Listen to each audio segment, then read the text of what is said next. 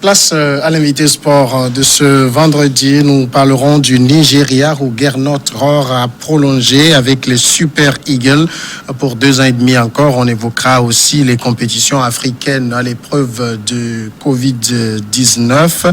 Et puis l'Europe, nous ferons un point sur les mouvements de transfert. Ce sera avec notre consultant sportif Michel Takpa. Bonsoir. Bonsoir Samuel, bonsoir à tout le monde. Le Nigeria, pour commencer, le germano-français Gernot Rohr a signé donc cette semaine une prolongation de son contrat de sélectionneur avec l'équipe du Nigeria. Gernot Rohr qui se trouve actuellement en France et qui devrait donc signer son contrat son contrat de façon numérique après donc un accord trouvé entre la Fédération nigériane de football et le technicien. Le comité exécutif a mandaté le secrétaire général pour assurer la liaison avec le technicien des Super Eagles, Gernot Rohr, en vue de conclure toutes les questions concernant son nouveau contrat au cours de la semaine. Michel Takpa, Gernot Rohr, c'est un homme qui a un bon bilan à la tête des Super Eagles. Oui, il a un bon bilan en somme parce qu'il a amené l'équipe nationale du Nigeria en phase finale de la récente Coupe du Monde en Russie. Même si l'équipe nigériane est éliminée au premier tour, on sait que le Nigeria a apporté quand même beaucoup de choses à ce mondial. On a su que le Nigeria pouvait fournir mieux et puis surtout l'équipe nigériane a un fond de jeu conséquent. Et puis la Coupe d'Afrique des Nations en Égypte, où le Nigeria a pu accéder aux demi-finales et surtout a occupé la 3e place. Quand on sait les problèmes que le football nigérian a d'ailleurs vécu ces derniers temps, on se dit que le germano-français est arrivé pour apporter un souffle nouveau à ce football nigérian. Vous savez, le Nigeria, c'est une nation pétrie de talent, où il y a tellement de joueurs, non seulement dans le championnat local, mais aussi en Afrique. On les retrouve en Afrique du Sud, en Afrique du Nord également, et surtout dans le vieux continent. Et donc, pour pouvoir faire une sélection de ce nom, il faut un entraîneur charismatique. Je pense que Gernot Rohr a su faire le travail. Il connaît l'Afrique parce que les réalités africaines sont presque identiques. Même si ça diffère un peu, il a déjà fait le Gabon, il a fait déjà le Niger avec le Bénin et puis le Burkina Faso. Et donc, il connaît un peu cette mentalité. Il a su composer une équipe nationale de ce nom aujourd'hui pour le Nigeria. Et donc, sans doute, c'est le bilan positif qui a fait prolonger sans doute ce contrat parce qu'il est arrivé en 2016, 4 ans après la fédération, sans qu'il a apporté une touche. Mais le Nigeria, c'est aussi une grande nation de football qui a un palmarès continental, mais même sur le plan mondial. Ce pays est déjà, si je ne m'abuse, a été en quart de finale d'un mondial, si je ne m'abuse. Est-ce qu'on peut dire que Gernot Rohr a fait un miracle exceptionnel? Oui, on peut parler de miracle quand on connaît déjà les problèmes à un moment donné que le Nigeria du football a connu. Oui, vous avez parfaitement raison. Le Nigeria, c'est une nation par excellence de football. Le Nigeria, c'est la puissance footballistique au niveau africain. Mais il faut remarquer qu'à un moment donné, le Nigeria n'enchaînait aussi que de mauvais résultats. Le Nigeria n'a pas pu participer à certaines Coupes d'Afrique des Nations. D'ailleurs, si le Nigeria arrive à participer et à des CAN et à des mondiales, les résultats ne suivent forcément pas. Et donc, on se dit qu'il y a une rupture au niveau des générations. La génération qui est passée avec les DJ Okocha a laissé un bilan, on ne peut plus présentable. Maintenant, la nouvelle génération n'arrive plus à fournir la copie que l'ancienne a déjà fournie. Et donc, il faut un entraîneur de ce nom. D'ailleurs, des entraîneurs sont passés, ça n'allait pas. Le Nigeria est parti dénicher cet entraîneur de 66 ans, germano-français Gernot Rohr, qui, en 4 ans, a pu non seulement bâtir une équipe de ce nom, il a su réconcilier les Nigérians parce que le Nigeria aussi, c'est autour du football, il faut le dire. Et puis la fédération nigériane aussi qui a eu en temps des problèmes liés aux mauvais résultats de la sélection. Donc c'est un homme aujourd'hui qui se présente comme un nom de consensus pour le football nigérian. Et donc après ces 4 ans passés à la tête du Nigeria, on peut dire qu'il a fait un bilan de ce nom. Quelles sont les nouvelles ambitions que les Super Eagles se fixent sous les 2 prochaines années de Gernot Rohr? D'ailleurs, dans le nouveau contrat qu'il aura signé, les objectifs, c'est d'abord la Coupe d'Afrique des Nations, l'année prochaine sans doute, au Cameroun, et puis le mondial en 2022 au Qatar. Et donc, il doit avoir l'équipe là capable de discuter les éliminatoires de la Coupe d'Afrique des Nations et qualifier l'équipe pour le pays voisin, le Cameroun bien sûr, et puis pouvoir permettre aux Super Eagles d'aller à Doha au Qatar. Et donc, c'est les objectifs principaux. Gernot Rohr reprend, mais il va être coupé de quelques ténors de l'équipe, notamment par exemple Moses. Il y a un certain nombre de ténors dont il va être obligé qui ont annoncé être en retrait de l'équipe. Il faut qu'il reconstitue l'équipe aujourd'hui. Oui, sans doute, parce que les générations se suivent. Quand on sait que le Nigeria, comme je l'ai déjà dit, une nation pétrie de talent. Et donc, les générations se suivent. Il y a des anciens qui vont sans doute partir. Mais il faut dire que dans les différents championnats européens, en Belgique, en France et partout en Europe, même en Afrique, notamment en Afrique du Nord, comme je l'ai dit, dans le championnat sud-africain, on peut retrouver des Nigérians. Donc, Gernot Rohr a un sacré boulot aujourd'hui. Il faut bourlinguer dans le vieux continent, partout en Afrique, même dans le championnat local, et avoir des joueurs de ce nom capables de représenter le Nigeria. Donc, un sacré boulot quand on sait, comme vous l'avez dit, que des cadors vont partir. Et la jeunesse, la relève, elle a de l'expérience comme les Obi Mikel, comme les Moses et tout? Donc, pas forcément. Vous savez, quand on est jeune, quand on vient de commencer, même si on atterrit en France, en Angleterre et autres, on peut avoir du talent, mais l'expérience, pas du tout. L'expérience, on l'a avec le temps. Et donc, ce côté, il aura forcément un déficit de ce côté. Mais quand les compétitions vont passer au fur et à mesure, les matchs vont suivre au fur et à mesure, il aura, surtout, c'est un entraîneur qui, comme je l'ai dit, qui a beaucoup voyagé, non seulement à travers l'Afrique, mais aussi c'est un ancien international qui a joué à Bordeaux, en France. Et donc, il aura parlé de ses joueurs, de sa vie de footballeur et de sa vie d'entraîneur, histoire de leur permettre d'affronter toute péripétie, toute difficulté qu'ils auront sur leur chemin. Sur le continent, plusieurs compétitions sont aujourd'hui arrêtées en raison de la pandémie de coronavirus. Alors, puisqu'il doit reconstruire cette équipe, il n'aura pas le temps matériel de dénicher de nouveaux talents avant la reprise? Oui, je pense que c'est un problème qui n'est pas seulement lié au Nigeria, c'est un problème qui est lié à toutes les sélections, même si les joueurs jouent dans le championnat local, mais en Afrique, parce que toutes les compétitions sont arrêtées. Et donc, comme vous l'avez dit, c'est un sacré boulot pour les sélectionneurs germano-français de pouvoir aller dénicher des joueurs, parce qu'il faut avoir aussi la forme, il faut les voir à l'œuvre. Est-ce qu'après Covid-19, ces joueurs auront encore cette force mentale, auront encore cette force sur le terrain pour pouvoir être sélectionnables? C'est la question. Mais il appartient à cet entraîneur de pouvoir les aiguillonner aussi par ses propos, par son vécu, comme je l'ai déjà dit, en tant que joueur. Et lorsque les compétitions vont passer au jour le jour, le niveau réel de ces joueurs va venir.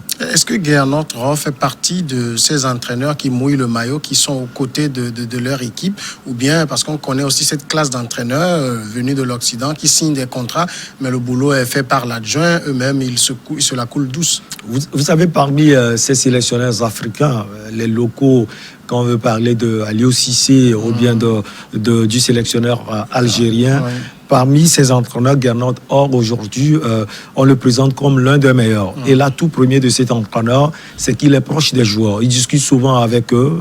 On l'a dit, il a beaucoup voyagé. Donc, il faut partager son expérience avec les joueurs. Il faut parler avec la nouvelle garde.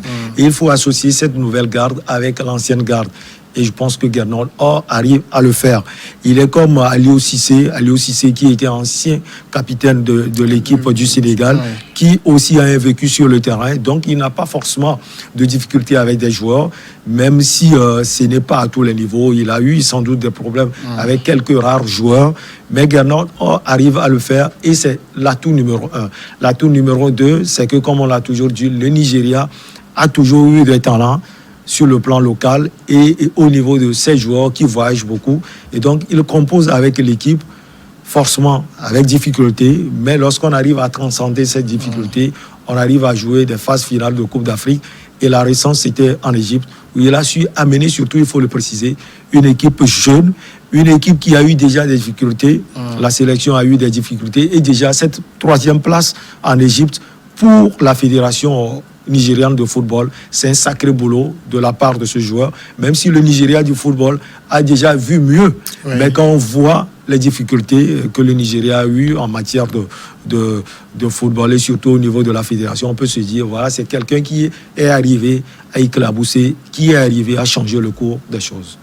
Second sujet, la Confédération africaine de football. Nous parlons des compétitions africaines à l'épreuve du coronavirus. On le sait, avec la survenance de cette pandémie, les compétitions sont aux arrêts pour la Confédération africaine de football. Eh bien, il faut réfléchir à une nouvelle formule. Je l'évoquais ici le vendredi avec notre consultant sportif. Par exemple, il y a une compétition comme la CAN qui doit se jouer en janvier. Il y a des réflexions pour voir comment on le joue si la pandémie se poursuivait jusque-là. Il y a le CHAN également qui a été perturbé. Comment on gère ces questions au niveau de la CAF? Comment on gère? La CAF se réunit souvent pour pouvoir réfléchir.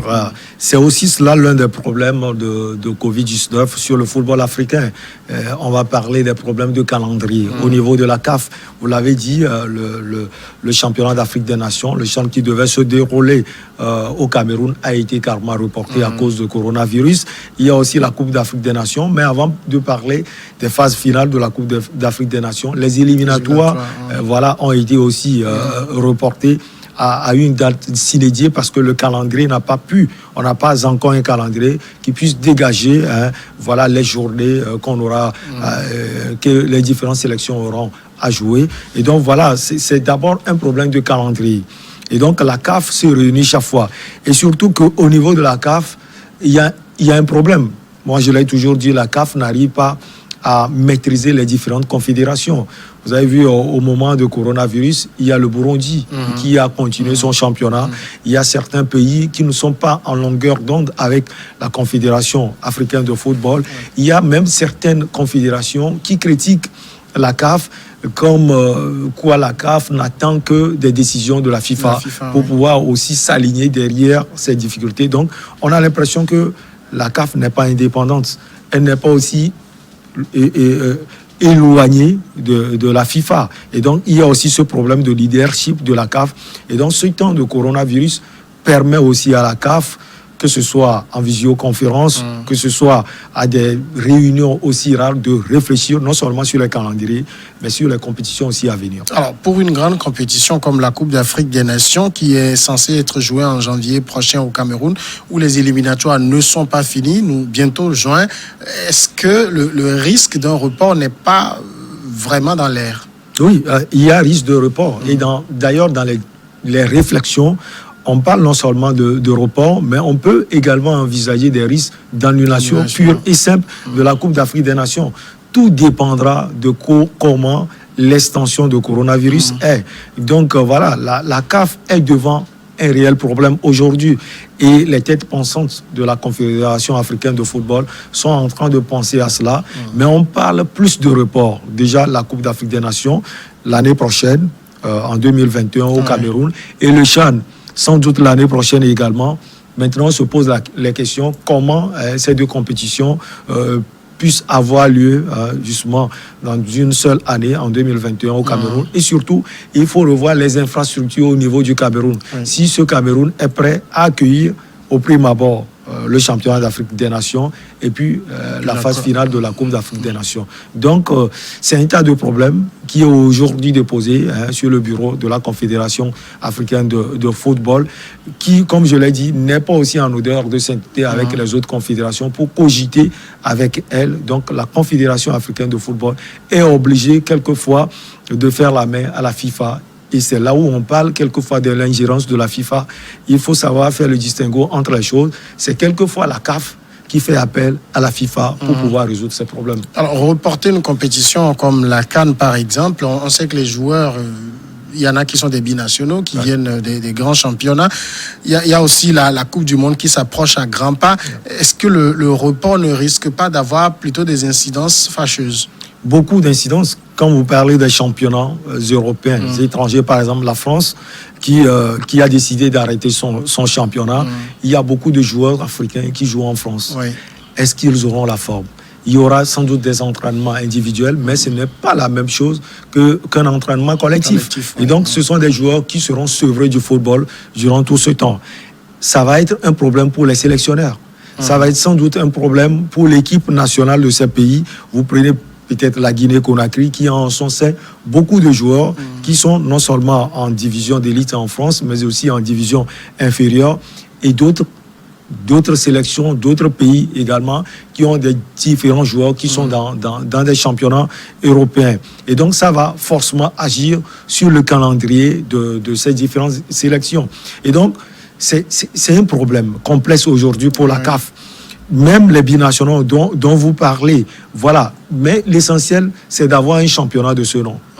Or, dans des différents pays, même des pays africains, des championnats locaux, ces championnats sont reportés. Vous prenez le Togo, c'est un championnat qui est reporté. On ne sait quand sera la reprise. Le Ghana également. Les grands championnats, on parle de l'Égypte, de la Tunisie, de l'Afrique du Sud également, n'ont pas encore repris. Et donc, les joueurs qui sont forcément dans ces championnats auront des difficultés. Et donc, ça aura de l'impact sur les différentes sélections. Et donc, la phase finale, sans doute, ne sera pas encore aussi ce grand rendez-vous de football où on doit avoir forcément des joueurs de haut niveau, des actions de classe, parce que les joueurs auront sans doute perdu quelque chose. Il y a aussi le manque à gagner financier, j'allais dire. Oui, les droits de télévision, par exemple, on est en train de penser à cela. Le CHAN, par exemple, on a pensé à plus de 150 millions de francs CFA pour des droits de télévision. Ça veut dire que lorsqu'il n'y a pas ces championnats, il n'y a pas de droits de télévision. Vous avez vu avec la reprise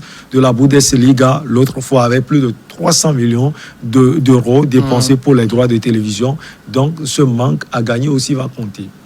Le dernier sujet, nous allons en Europe. On va évoquer ici les mouvements de transfert. C'est vrai qu'il y a Covid qui est également très présente au niveau de l'Europe et plusieurs championnats. En tout cas, le championnat allemand a déjà repris. Au niveau de l'Espagne, je pense que les entraînements ont également repris. Oui. Alors, le Covid n'a pas réussi à éteindre le mercato. Oui, pas du tout. Il y aura des mouvements. Il y aura sans doute des mouvements parce que là, on sait que Covid va passer et donc la vie du football va continuer sans doute. Et donc les différents états-majors sont en train de penser au probable départ et aux arrivées dans les équipes. On peut parler du FC Barcelone déjà, qui pense recruter Lautaro Martinez, le joueur de Nerazzurri de l'Inter de Milan, l'Argentin, qui fait un sacré boulot avec le collectif aujourd'hui d'Antonio Conte à l'Inter de Milan. Et donc le Barça a jeté son dévolu sur ce joueur, sauf que sa venue au Barça est enrichie, si on peut le dire, par le départ. On parle de Samuel Umtiti, le défenseur français, qui risque d'aller soit en Angleterre ou en France parce que le Paris Saint-Germain a pris des renseignements sur lui. On parle également d'un échange entre lui et Lautaro Martinez à l'Inter de Milan également.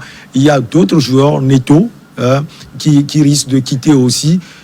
On peut parler de la Vecchia Signora, l'équipe de la Juventus de Turin aussi, Miralem Pjanic, l'excellent milieu de terrain de la Juventus de Turin, risque aussi de quitter, si on peut le dire, la Juventus de Turin et d'atterrir au FC Barcelone, parce qu'on parle d'échanges éventuels entre lui, plus Mathias Siglio, c'est un défenseur de 27 ans également, plus 25 millions d'euros et avoir Nelson Semedo. Moi, je me pose la question sur ce transfert, et c'est surprenant, parce que Semedo, depuis son arrivée à Barcelone, n'a pas tellement convaincu. Et faire l'échange entre ce défenseur qui n'a pas convaincu et Pjanic, un titulaire indiscutable de la Juventus de Turin, c'est surprenant. En tout cas, il y a tellement de joueurs. On parle également du français, Antoine Griezmann, qui n'est pas arrivé à convaincre quand même le staff du FC Barcelone. On l'annonce partout. Il n'est pas arrivé à convaincre, ou bien Messi lui a fait de l'ombre, parce que tout le monde sait que lorsque vous arrivez à Barcelone, il faut que Messi vous adule. Alors lui, il est arrivé champion du monde de son état. Il y avait cette rivalité avec l'Argentin. Vous avez soulevé un problème important. Et c'est ce qui doit déterminer forcément les choix de certains joueurs qui vont au FC Barcelone. Oui. Vous savez, quand vous arrivez, il y a tellement de joueurs qui en ont parlé. Zlatan Ibrahimovic en a parlé. Yaya Nini Touré en a également parlé. Il dit, quand vous arrivez au FC Barcelone, le maître par excellence, celui qui fait le grand boulot, on sait qu'il est pétri de talent, Lionel Andrés Messi, mais dans les vestiaires, Et dans toutes les discussions possibles, c'est Messi. Et donc, Messi arrive à porter de l'ombre à ses joueurs. Griezmann, comme vous l'avez dit, est champion du monde. Il est petit au talent. Vous voyez le rôle de Griezmann à l'Atlético Madrid. Et quand il est arrivé au FC Barcelone, ce n'est plus le même Griezmann. Il y a l'effet Messi aussi. C'est là où moi je dis de faire le choix. Aussi, il faut réfléchir. Parce que moi, j'ai été surpris lorsque Griezmann avait affiché cet amour pour le FC Barcelone, alors que le Real Madrid aussi lui faisait la cour. Le Manchester United également, et d'autres clubs au niveau de l'Italie, notamment l'Inter de Milan. Il a choisi le FC Barcelone, et voilà, il n'a pas pu convaincre. C'est tout ce qu'on peut dire, parce que voilà, l'entraîneur là, le choix privilégié, c'est Messi. On doit forcément jouer pour Messi, et tout le monde joue pour Messi. Malheureusement, il n'a pas pu convaincre dans l'effectif du FC Barcelone. Il y a également d'autres mouvements. S'il doit quitter, il va aller où, par exemple? Oui, on parle de lui au FC Barcelone, et je dis au FC Barcelone, Paris Saint-Germain plutôt, PSG. Parce que le PSG... Et ça va être un peu comme... je sais pas. Une régression peut-être. Une régression. Une régression sans doute quand on voit le niveau des deux équipes quitter le FC Barcelone pour le PSG. Mais on a vu Neymar quitter le FC Barcelone pour le PSG. Tout dépend des ambitions affichées. Et l'ambition pour lui aujourd'hui, c'est de jouer et de convaincre surtout le sélectionneur de l'équipe nationale, Didier Deschamps. Parce que pour Didier Deschamps, l'essentiel, c'est de jouer. Même si on le voit avec certains choix portés sur des joueurs qui ne jouent pas forcément dans leur club. Mais l'essentiel, c'est de jouer. Donc, c'est ça. Parce qu'il est le maître à jouer de l'équipe de France. Et donc, venir au Paris Saint-Germain, c'est aussi venir à la maison. En France, on l'annonce également en l'Inter de Milan. On parle de lui également en première ligue anglaise, à Manchester United. Et José Mourinho, j'ai lu quelque chose qui pense également à lui. Je ne sais pas s'il va faire ce choix. En tout cas, c'est quelqu'un qui peut jouer dans tous les championnats là-bas en Europe. Alors, au niveau du championnat français, le sort de Neymar, qu'en est-il? On est en train de douter d'un probable retour aujourd'hui de Neymar au FC Barcelone finalement. On sait que l'année écoulée, on en a tellement parlé. Toutes les rédactions ont parlé de son retour. Lui aussi, même s'il ne parlait pas le truchement de ses agents et surtout de son papa qui était au four au moulin, on a su qu'il avait envie de revenir au FC Barcelone. Il avait affiché son regret même d'aller au PSG. Sauf qu'on sait que Neymar a fait le choix financier et aujourd'hui, il faut l'assumer. Il y a aussi l'intérêt du Real Madrid pour ce joueur, il faut le dire. L'intérêt surtout du président Florentino Pérez du Real Madrid pour ce joueur. Sauf que Zidane n'est pas trop chaud pour Neymar. Il n'est pas trop chaud. En tout cas, c'est un excellent joueur. Si on parle de Neymar aujourd'hui et surtout de son départ au Paris Saint-Germain, Neymar va vite trouver un club. Il y a aussi l'Italie. Entre-temps, on a parlé de la Juventus de Turin.